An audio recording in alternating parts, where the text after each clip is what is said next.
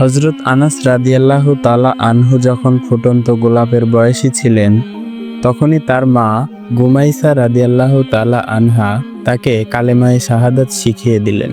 তার মায়ের কোমল হৃদয় ইসলামের নবী হযরত মুহাম্মদ সাল্লাল্লাহু আলাইহি ওয়াসাল্লামের ভালোবাসায় সিক্ত ছিল। তেমনি হযরত আনাস তার মায়ের থেকে শুনে শুনে নবী করিম সাল্লাল্লাহু আলাইহি ওয়াসাল্লামের ভালোবাসায় আসক্ত হয়ে পড়েন। এতে আশ্চর্য হবার কিছুই নেই, কেননা কখনো কখনো চোখে দেখার চেয়েও কানে শোনার দ্বারা মানুষ বেশি আকৃষ্ট হয়ে পড়ে। আর তাই এই ছোট্ট শিশু মক্কায় গিয়ে নবী করিম সাল্লাল্লাহু আলাইহি ওয়াসাল্লামকে এক নজর দেখে সৌভাগ্যবান হওয়ার কতই না আশা করত। তবে তাকে বেশি দিন অপেক্ষা করতে হয়নি। এরই মধ্যে রাসূল সাল্লাল্লাহু আলাইহি ওয়াসাল্লাম ও তার হিজরতের সাথী হযরত আবু বকর সিদ্দিক সৌভাগ্যবতী ও আশীর্বাদ প্রাপ্ত ভূমি ইয়াসরিবের দিকে তাদের হিজরতে সফর শুরু করেন।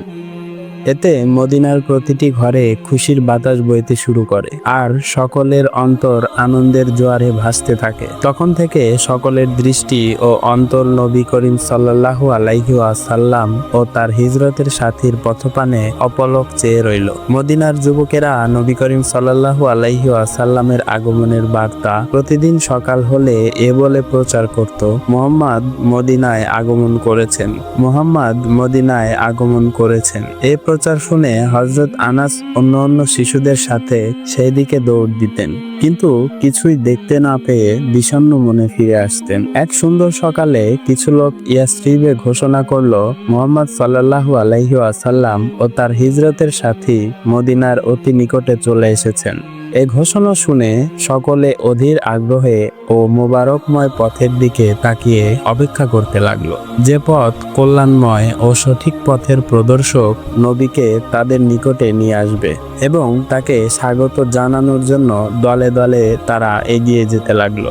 শিশুদের দলগুলো মানুষের ভিড়ের মাঝে অবস্থান নিল। তাদের চেহারায় আনন্দ বন্যা বইয়ে যাচ্ছিল, যা তাদের কচি মন ও ছোট হৃদয়গুলোকে খুশিতে ভরে দিচ্ছে। আর সেই শিশুদের দলগুলোর অগ্রভাগে ছিলেন হযরত আনাস বিন মালিক রাদিয়াল্লাহু তাআলা আনহু। নবী করিম সাল্লাল্লাহু আলাইহি ওয়াসাল্লাম তার সাহাবী আবু বকর রাদিয়াল্লাহু তাআলা আনহুকে নিয়ে মদিনায় এসে পৌঁছালেন। তখন তাদেরকে আবাল বৃদ্ধ বনিতা নির্বিশেষে সবাই স্বাগতম জানাতে লাগলো। এই ভিডিও সবটুকু দেখতে এখানে চাপ দিন। এই ভিডিও সবটুকু দেখতে এখানে চাপ দিন।